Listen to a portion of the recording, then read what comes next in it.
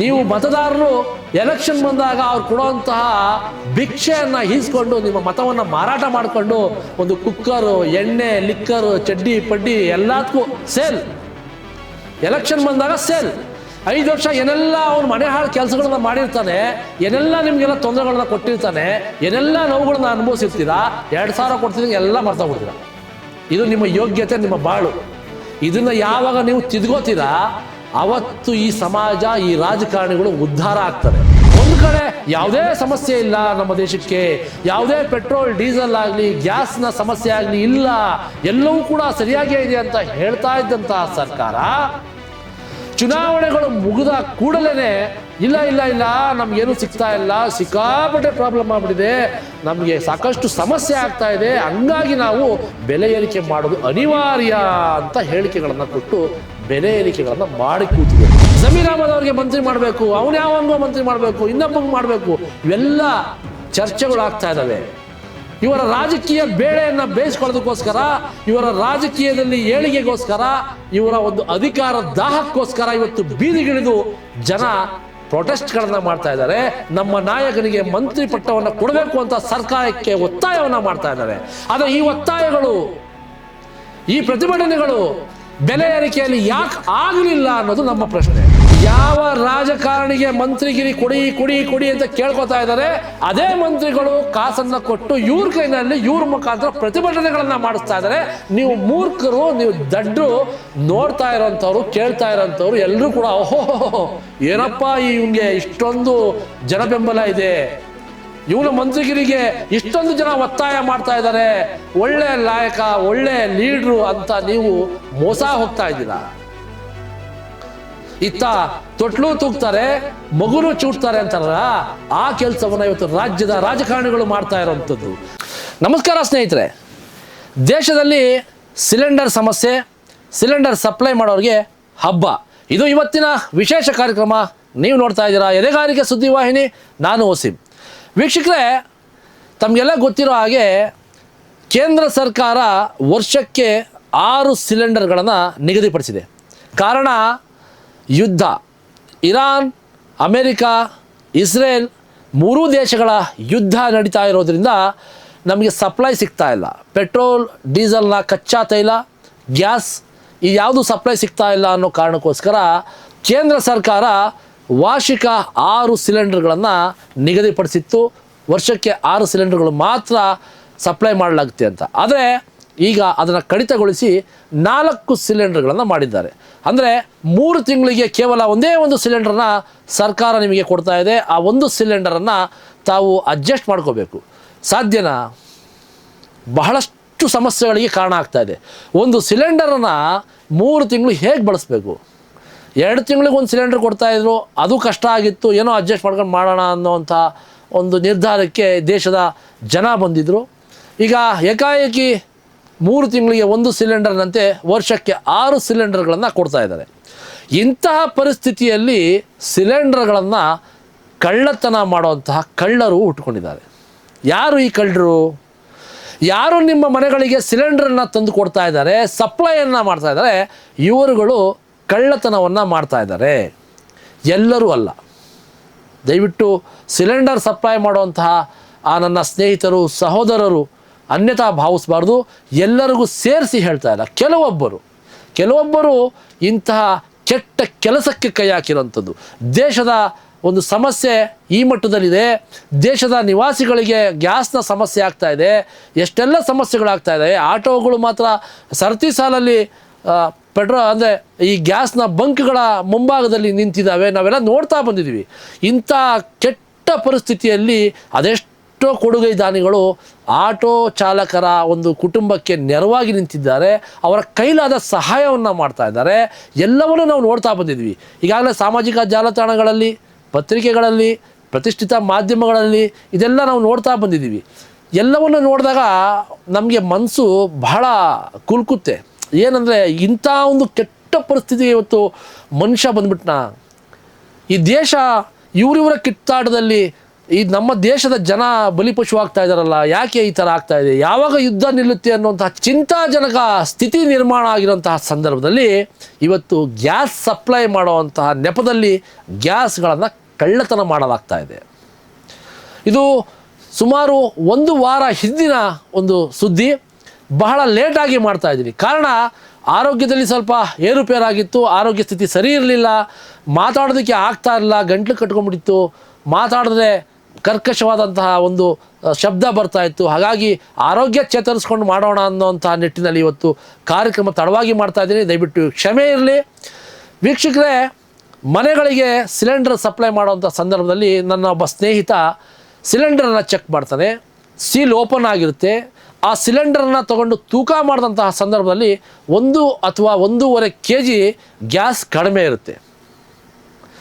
ಆ ಗ್ಯಾಸ್ ಕಡಿಮೆ ಇದೆ ಅನ್ನುವಂತಹ ಪ್ರಶ್ನೆಯನ್ನು ಸಪ್ಲೈ ಮಾಡುವಂತಹ ಆ ಯುವಕರಿಗೆ ಕೇಳಿದಂಥ ಸಂದರ್ಭದಲ್ಲಿ ಅವ್ರು ಏನು ಮಾಡ್ತಾರೆ ಗೊತ್ತಾ, ಗಾಡಿಯನ್ನು ಬಿಟ್ಟು ಓಡೋಗ್ತಾರೆ. ತದನಂತರ ನನ್ನ ಸ್ನೇಹಿತನಿಗೆ ಆ ಒಂದು ಏಜೆನ್ಸಿಯ ಮಾಲೀಕರು ಫೋನ್ ಮಾಡ್ತಾರೆ, ನಿಮಗೆ ಆಗಿರುವಂಥ ಸಮಸ್ಯೆಗೆ ನಾವು ಕ್ಷಮೆ ಕೇಳ್ತೀವಿ, ದಯವಿಟ್ಟು ಇದನ್ನು ಮಾಧ್ಯಮಗಳಲ್ಲಿ ಪ್ರಸಾರ ಮಾಡಲಿಕ್ಕೆ ಹೋಗಬೇಡಿ, ನಾವು ಹೊಸದಾಗಿ ಬಿಸ್ನೆಸ್ಸನ್ನು ಸ್ಟಾರ್ಟ್ ಮಾಡಿದ್ದೀವಿ, ನಮ್ಮ ಬಿಸ್ನೆಸ್ಸಿಗೆ ಏಟಾಗುತ್ತೆ, ನಾವು ಅದು ಏನಾಗಿದೆ ಅಂತ ಹೇಳಿಬಿಟ್ಟು ವಿಚಾರಣೆಯನ್ನು ಮಾಡಿ ನಿಮ್ಗಾಗಿರೋ ಸಮಸ್ಯೆಯನ್ನು ನಾವು ಹಾಲಿಸ್ತೀವಿ, ದಯವಿಟ್ಟು ಇದನ್ನು ಮಾಧ್ಯಮಗಳಲ್ಲಿ ಬಿತ್ತಾರ ಮಾಡಬೇಡಿ ಅಂತ ಮನವಿಯನ್ನು ಮಾಡ್ಕೋತಾರೆ. 1.5 kg ಕಮ್ಮಿ ಬರ್ತೈತೆ. 1.5 kg ಕಮ್ಮಿ ಅದ. 1.5 kg ಕೇಪ್ ಬಂದ್ರೆ ಅದೆಲ್ಲ ಮಾಮೂಲಿ ಅಂತ ಅವನಿಗೆ. ಈಗೇನು ಮಾಡ್ತಾವನು? ಓಡೋಗ್ಬಿಟ್ಟ ನೋಡಿ, ಅಲ್ಲಿ ಹೋಗ್ತಾನೆ, ಇಲ್ಲಿ ಗಾಡಿ ಇಲ್ಲಿ ನಿಲ್ಸಿದೀವಿ, ಎಲ್ಲ ಕೇಳಿದಕ್ಕೆ ನಮ್ಮ ಗಾಡಿ ನಿಲ್ಸ್ಬಿಟ್ಟು ಹೋದ. ಸಿಲಿಂಡರ್ ಫ್ರೀಯಾಗಿ ಕೊಡ್ತೀನಿ ಅಂದ್ರೆ ಹೇಳ್ಬೇಡಿ ಬಿಡಿ ಅಂದಿದ್ದಕ್ಕೆ ಒಂದು ಸಿಲಿಂಡರ್ ಫ್ರೀಯಾಗಿ ಕೊಟ್ಬಿಡ್ತೀನಿ ಅಣ್ಣ, ಯಾರಿಗೂ ಹೇಳ್ಬೇಡ, ಇದೊಂದು ಸರಿ ಬಿಟ್ಬಿಡಿ ಅಂತ ಕೇಳ್ತಾನೆ. ನಿಮ್ಗೆ ಹೆಂಗೆ ಗೊತ್ತಾಯ್ತು? ಇದು ನೆನ್ನೆ ಚೆಕ್ ಮಾಡಿರೋದು, ನಾನು ಬೆಳಗ್ಗೆ ಸಿಲಿಂಡರ್ ಎತ್ತದೆ, ಏನು ಒಳ್ಳೆ ಚೆಂಡೆ ಎತ್ತಂಗೆ ಕೈಗೆ ಗೊತ್ತಾಯ್ತು ಸಿಲಿಂಡರ್. ಅದು ಒಂದು ಸಿಲಿಂಡರ್ ಎತ್ತಕ್ಕಾಗುತ್ತಾ? ಅದು ಎತ್ತಕ್ಕೂ ಆಗಲ್ಲ, ವೆಯ್ಟು ಅಷ್ಟು ಲೈಟ್ ವೆಯ್ಟ್ ಐತೆ. ಚೆಕ್ ಮಾಡಿದಾಗ ನೋಡೋಣ, ತೂಕ ಮಾಡ್ಕೊಡೋದು ಗಾಡಿ ಬಂದಿತ್ತು ವೆಯ್ಟ್ ಗರಿಂಗೆ ಇಲ್ಲಿ ಬಂದಿರ್ತದೆ ನೋಡೋಣ, ಇದು 15 ಪಾಯಿಂಟ್, ಇದು ಟೋಟಲ್ ಈ ಸಿಲಿಂಡರ್ ಇಷ್ಟು ಇರಬೇಕು. ಈ ತೂಕ ಹಾಕಿದ್ರೆ ನೋಡ್ರಿ, ಇಲ್ಲಿ 28,800 ಬರ್ಬೇಕು. ಇದು ಈಗಿದು ತೂಕ ಹಾಕಿದ್ರೆ 29,800 ಬರ್ಬೇಕು. ಎಷ್ಟು ಸಿಲಿಂಡರ್ ತೂಕ ಹಾಕ್ತಾನೆ ಹಾಕ್ಬಿಟ್ಕೊಳ್ಳಿ ಇರಿ, ಅವನು ತೂಕ ಹಾಕ್ಲಿ, ಬಂದು ಎಲ್ಲ ಸಿಲಿಂಡರ್ ತೂಕ ಹಾಕ್ಲಿ.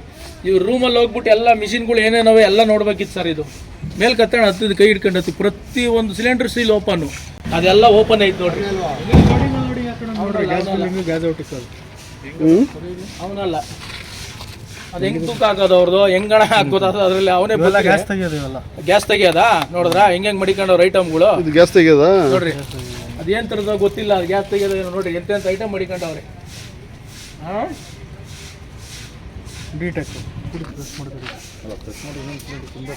ಜೊತೆಯಲ್ಲಿ ನನಗೂ ಸಹ ಕರೆ ಮಾಡಿ ಆ ವಿಡಿಯೋಗಳನ್ನು ಡಿಲೀಟ್ ಮಾಡಿ ಇದನ್ನು ಸುದ್ದಿ ಬಿತ್ತಾರ ಮಾಡಬೇಡಿ, ನಿಮ್ಗೇನೋ ನೋಡ್ಕೊತೀವಿ ಅಂತಾರೆ, ಅದೇನು ನೋಡ್ಕೊತಾರೋ ಗೊತ್ತಿಲ್ಲ. ನನ್ನನ್ನು ನೋಡಿ ನೋಡಿ ನೋಡಿ ನೋಡಿ ನೋಡಿ ಈಗಾಗಲೇ ತುಂಬ ಜನ ಬೇಸರ ಆಗ್ಬಿಟ್ಟಿದೆ.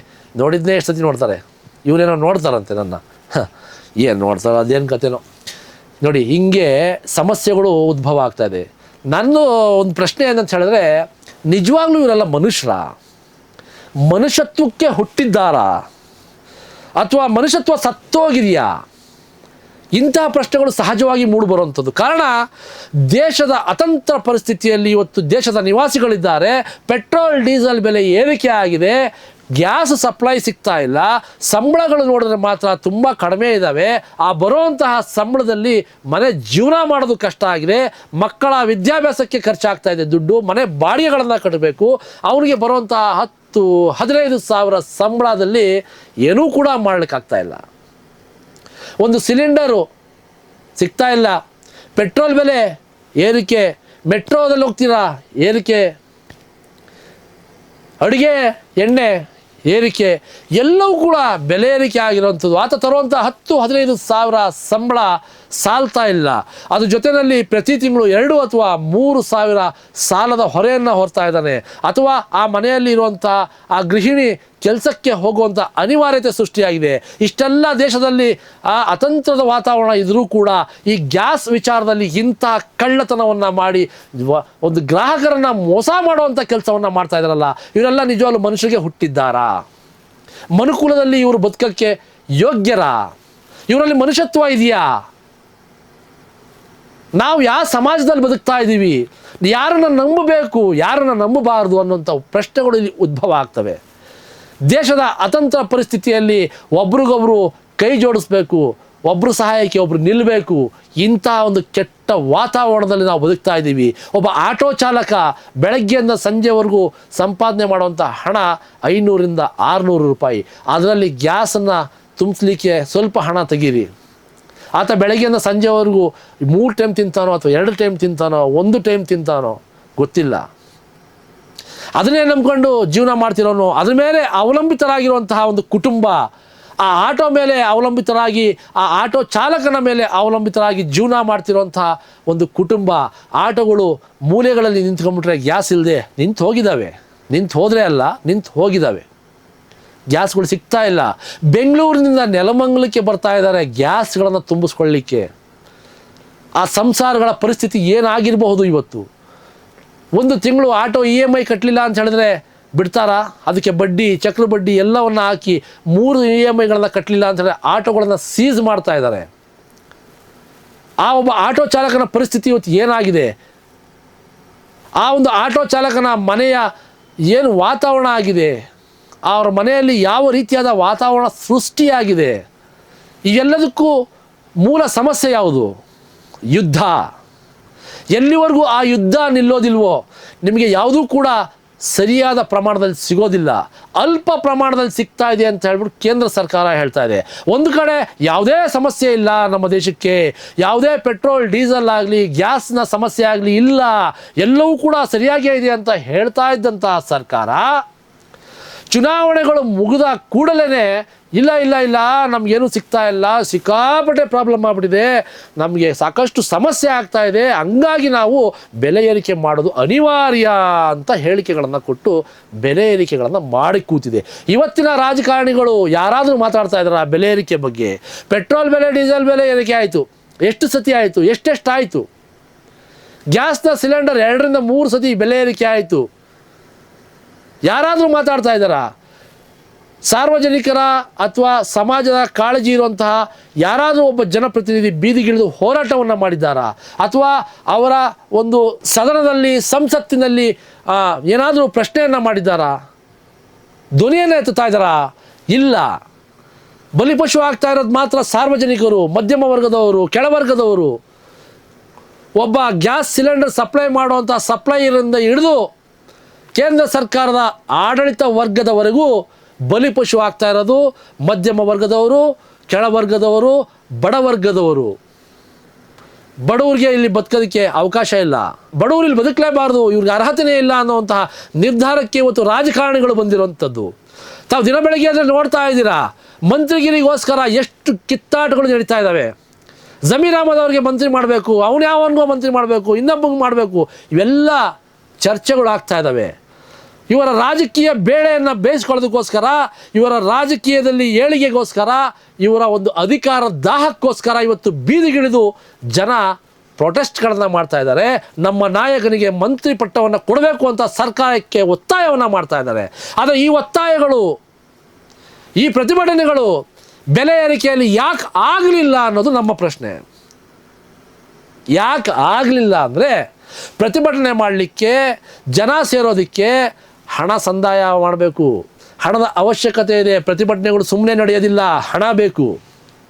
ಹಾಗಾದರೆ ಇವ್ರು ಮಾಡ್ತಿರೋದು ಏನು ಅಂತ ಪ್ರಶ್ನೆ ಕೇಳ್ಬೋದು. ಯಾವ ರಾಜಕಾರಣಿಗೆ ಮಂತ್ರಿಗಿರಿ ಕೊಡಿ ಕೊಡಿ ಕೊಡಿ ಅಂತ ಕೇಳ್ಕೊತಾ ಇದ್ದಾರೆ, ಅದೇ ಮಂತ್ರಿಗಳು ಕಾಸನ್ನು ಕೊಟ್ಟು ಇವ್ರ ಕೈನಲ್ಲಿ ಇವ್ರ ಮುಖಾಂತರ ಪ್ರತಿಭಟನೆಗಳನ್ನು ಮಾಡಿಸ್ತಾ ಇದ್ದಾರೆ. ನೀವು ಮೂರ್ಖರು, ನೀವು ದಡ್ಡರು, ನೋಡ್ತಾ ಇರೋಂಥವ್ರು, ಕೇಳ್ತಾ ಇರೋಂಥವ್ರು ಎಲ್ಲರೂ ಕೂಡ ಓಹೋ ಏನಪ್ಪ ಇವನಿಗೆ ಇಷ್ಟೊಂದು ಜನಬೆಂಬಲ ಇದೆ, ಇವನ ಮಂತ್ರಿಗಿರಿಗೆ ಇಷ್ಟೊಂದು ಜನ ಒತ್ತಾಯ ಮಾಡ್ತಾ ಇದ್ದಾರೆ, ಒಳ್ಳೆ ನಾಯಕ, ಒಳ್ಳೆ ಲೀಡ್ರು ಅಂತ ನೀವು ಮೋಸ ಹೋಗ್ತಾ ಇದ್ದೀರಾ. ಇತ್ತ ತೊಟ್ಲು ತೂಗ್ತಾರೆ, ಮಗುನು ಚೂಡ್ತಾರೆ ಅಂತಾರಲ್ಲ, ಆ ಕೆಲಸವನ್ನು ಇವತ್ತು ರಾಜ್ಯದ ರಾಜಕಾರಣಿಗಳು ಮಾಡ್ತಾ ಇರೋವಂಥದ್ದು. ಜನಗಳಿಗೆ ಯಾಕೆ ಅರ್ಥ ಆಗ್ತಾ ಇಲ್ಲ? ಜನಪರವಾಗಿ ಜನಗಳ ಕಾಳಜಿಯನ್ನು ವಹಿಸಿ ಜನಗಳಿಗೋಸ್ಕರ, ತನ್ನ ಮತದಾರರಿಗೋಸ್ಕರ ಯಾರಾದರೂ ಒಬ್ಬ ರಾಜಕಾರಣಿ ಧ್ವನಿ ಎತ್ತಿದ್ದಾರಾ?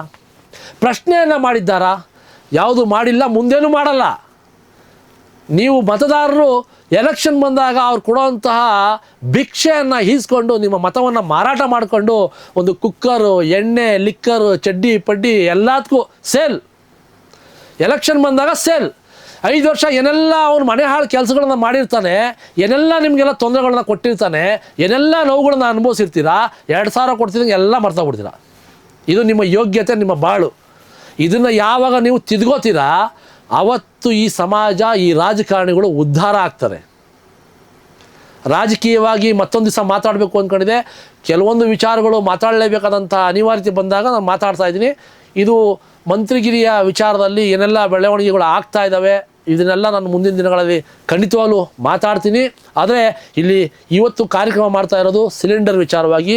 ಈ ಗ್ಯಾಸ್ನ ಸಿಲಿಂಡರ್ ವಿಚಾರವಾಗಿ ಎಷ್ಟೆಲ್ಲ ಮೋಸಗಳನ್ನು ಗ್ರಾಹಕರಿಗೆ ಸಪ್ಲೈ ಮಾಡುವಂತಹ ಏಜೆನ್ಸಿಗಳಾಗಿರಬಹುದು ಅಥವಾ ಸಪ್ಲೈ ಕೊಡುವಂತಹ ಸಪ್ಲೈಯರ್, ಸಿಲಿಂಡರ್ಗಳನ್ನ ನೀವು ನಮ್ಮ ಮನೆಗಳಿಗೆ ತಂದು ಕೊಡ್ತಾನಲ್ಲ ಆತ, ಗೊತ್ತಿಲ್ಲ.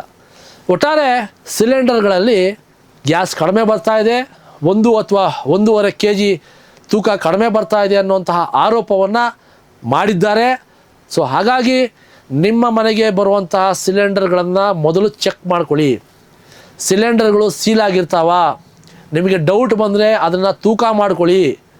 ಬಹಳ ಬಹಳ ಅವಶ್ಯಕತೆ ಇದೆ ಸಿಲಿಂಡರ್ದು. ಯಾಕಂದರೆ 3 ತಿಂಗಳಿಗೆ ಒಂದೇ ಒಂದು ಸಿಲಿಂಡರ್ ಕೊಡ್ತಾ ಇರೋದು. 1.5-2 kg ಸಿಲಿಂಡರ್ ಕಮ್ಮಿ ಬಂತು ಅಂದರೆ ಅಲ್ಲಿಗೆ 1 ವಾರ ಮುಂಚೆ ನಿಮ್ಮ ಸಿಲಿಂಡರ್ ಖಾಲಿ. 2 kg 1.5-2 kg ಒಂದು ಸಣ್ಣ ಪುಟ್ಟ ಫ್ಯಾಮಿಲಿಗೆ 1 ವಾರ ಬರುತ್ತೆ, ಅಡ್ಜಸ್ಟ್ ಮಾಡ್ಬೋದು. ಅದು 1.5-2 kg ಹೊಡೆದ್ಬಿಟ್ರೆ ಇನ್ನೆಲ್ಲಿ ನೀವು ಜೀವನ, ಅಷ್ಟೇ ಮುಗೀತು. ಸೊ ಹಾಗಾಗಿ ಸಾಕಷ್ಟು ಸಮಸ್ಯೆಗಳು ಸಿಲಿಂಡರ್ ವಿಚಾರದಲ್ಲಿ ಆಗ್ತಾ ಇದೆ. ಸಿಲಿಂಡರ್ನ ಕೊಂಡ್ಕೊಳ್ಳುವಂತಹ ಗ್ರಾಹಕರು ದಯವಿಟ್ಟು ಸಿಲಿಂಡರ್ಗಳ ಮೇಲೆ ನಿಗಾ ವಹಿಸಬೇಕು. ಸಿಲಿಂಡರ್ಗಳು ಸರಿಯಾದ ಪ್ರಮಾಣದಲ್ಲಿ ನಿಮಗೆ ಸಿಗ್ತಾ ಇದೆಯಾ, ಸೀಲ್ ಆಗಿದೆಯಾ, ತೂಕ ಕರೆಕ್ಟಾಗಿದೆಯಾ ಎಲ್ಲವನ್ನೂ ಸಹ ಪರೀಕ್ಷಿಸಿ ಅದನ್ನು ತಗೊಳ್ಳೋಂಥ ಕೆಲಸಕ್ಕೆ ಮುಂದಾಗಬೇಕು. ಮೋಸ ಹೋದರೆ ನಿಮಗೆ ಯಾರೂ ಸಿಲಿಂಡರ್ ಖಾಲಿ ಆದರೆ ಸಿಲಿಂಡರ್ ಕೊಡೋದಿಲ್ಲ, ನೀವು ಬೀದಿಗೆ ಬರಬೇಕಾಗುತ್ತೆ. ಅದು ಯಾವ ರೀತಿ ಜೀವನ ಮಾಡ್ತೀರೋ, ಅದು ಯಾವ ರೀತಿ ಅಡುಗೆ ಮಾಡ್ಕೊಂಡು ತಿಂತೀರೋ, ಹೋಟ್ಲಿಂದ ತಂದು ತಿಂತೀರೋ, ಸಾಲ ಮಾಡ್ತೀರೋ, ನಿಮ್ಮ ವೈಯಕ್ತಿಕ ಅಭಿಪ್ರಾಯಗಳು, ನಿಮ್ಮ ಕರ್ಮಗಳು ನೀವು ಅನುಭವಿಸ್ಕೊಳ್ಳಿ. ಬಟ್ ಜನರನ್ನು ಜಾಗೃತಿಗೊಳಿಸಬೇಕು, ಆಗಿರುವಂಥ ಸಮಸ್ಯೆಗಳನ್ನು ಎತ್ತಿಡಿಬೇಕು ಅನ್ನೋ ಒಂದು ಉದ್ದೇಶದಿಂದ ಈ ಒಂದು ಕಾರ್ಯಕ್ರಮವನ್ನು ಮಾಡ್ತಾಯಿದ್ದೀನಿ. ಮುಂದೆ ಇಂಥ ಇನ್ನೂ ಹಲವಾರು ವಿಭಿನ್ನವಾದಂತಹ ಒಂದು ಕಾರ್ಯಕ್ರಮಗಳನ್ನು ನಿಮ್ಮ ಮುಂದೆ ತರ್ತಾ ಇರ್ತೀನಿ. ಅಲ್ಲಿವರೆಗೂ ನೋಡ್ತಾ ಇರಿ ಅಧಿಕಾರಿಕೆ ಸುದ್ದಿವಾಹಿನಿ. ನಮಸ್ಕಾರ.